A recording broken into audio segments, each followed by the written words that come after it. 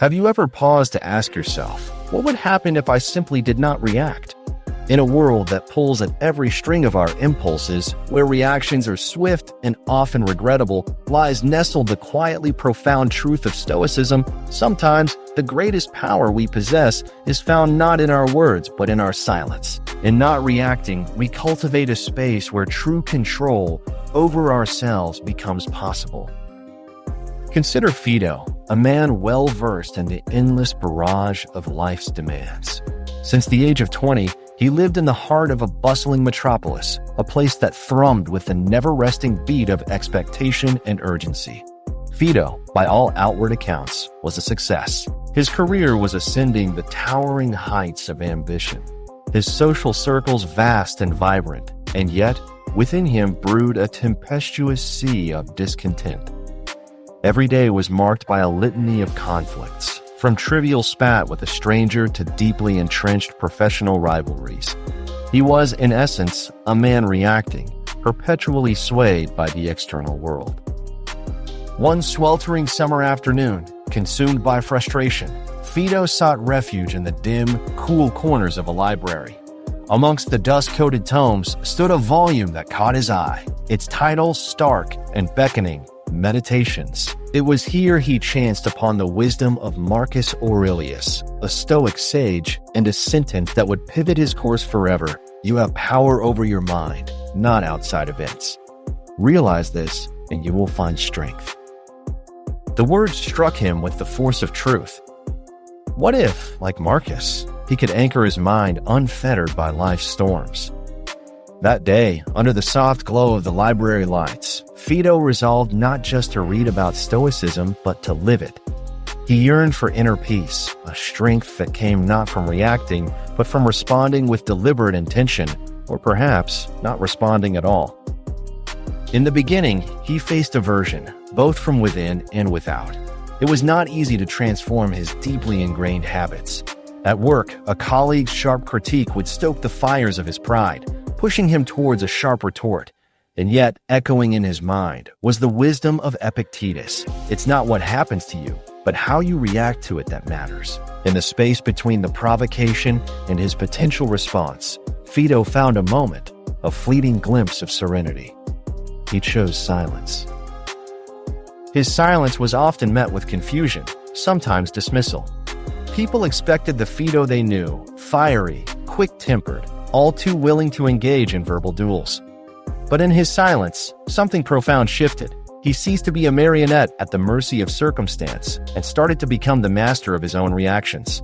With each non-reaction, he strengthened his internal citadel, a place of calm amid the cacophony of human existence. As weeks turned to months, Fido noticed changes so subtle they were tectonic. His sleep, once fitful with anxiety's wary grip, now ushered him into deeper realms of rest. Conversations flowed with a newfound clarity. In his pauses, insights blossomed. Even his friends, those steadfast witnesses to his transformations, sensed a difference. "You've changed, Fido," one remarked. "You seem more at peace." This peace was tested when fate tossed a particularly brutal storm his way. The company he had poured years into suddenly found itself on the precipice of failure. Accusations flew, blame abounded, and many pointed fingers in his direction.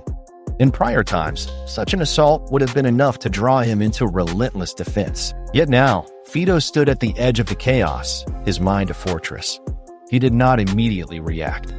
Instead, he took the time to wisely assess what truly lay within his control. As the days passed, he implemented changes with methodical patience, addressing what was possible while accepting lay not within his reach. Though the company faced hard times, it endured, emerging leaner and wiser. In the aftermath of potential ruin, Fido realized that it was not some grand gesture or speech that had salvaged the situation, but the inner tranquility of knowing when not to engage in battle. The notion shared by Carl Jung also resonated within him. Your vision will become clear only when you can look into your own heart. Who looks outside, dreams. Who looks inside, awakes. By not giving into external chaos, Fido found a deeper clarity about his true desires, unshackled by reactionary bias. He began to steer his path with insight previously clouded by the immediate compulsion to react.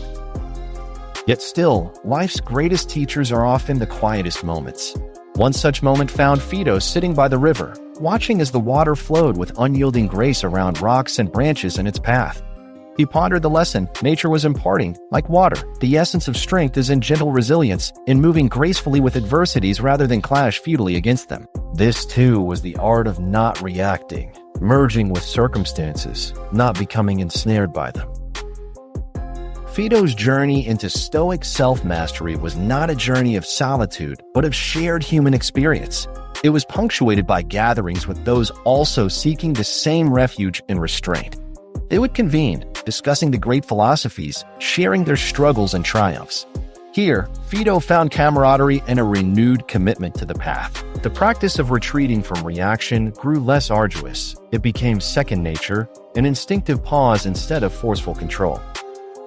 As seasons moved through him, Fido's earlier world transformed into a symphony of stillness.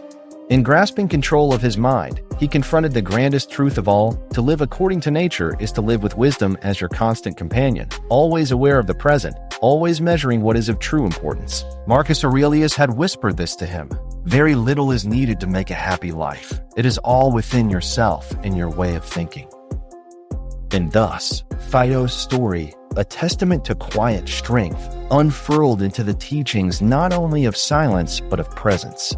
He no longer reacted with swift vengeance or yielded to emotional surges, for he had seen the strength that blooms in resilience. Through this journey, Fido realized that the mastery of emotions doesn't merely shield you from external turmoil, it reveals to you the luminous depths of who you truly are, an awakened being moving harmoniously with time, nature, and self.